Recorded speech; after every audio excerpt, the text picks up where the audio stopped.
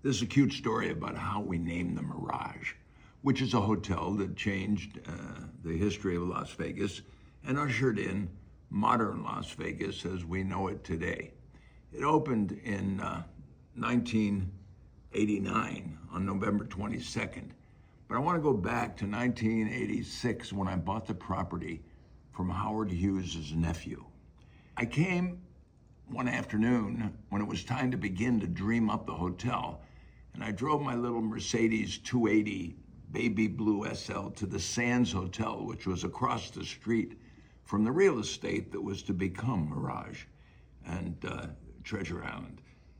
And I parked my car near the sidewalk, and I sat down on the hood of the little car, and I gazed across the street and started to figure out, well, what are we going to do with this land?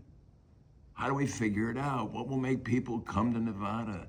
They've already got slot machines and hotels. The night before, I've been watching Johnny Carson, and he had the famous playwright who wrote comedies, Neil Simon, on his show. And he asked Neil Simon, Johnny Carson said to Neil Simon, how do you create the humor and the wit, Neil? Well, Johnny, I look for conflict. And the tension created by conflict gives rise to the humor. And I said, conflict. I said, suppose what you see with your eyes doesn't match what your brain says you should see. We're in the middle of the harsh southern Nevada desert. Nothing much grows there because of the weather extremes. But suppose that you saw, and then all of a sudden, into my head, I heard the sound of the music from South Pacific and Bloody Mary singing to Lieutenant Cable, pointing at a gorgeous island, a tropical island, saying, and she starts singing Bali High. Bali High is calling, come to me, come to me. A tropical paradise on the screen by the director, Josh Logan.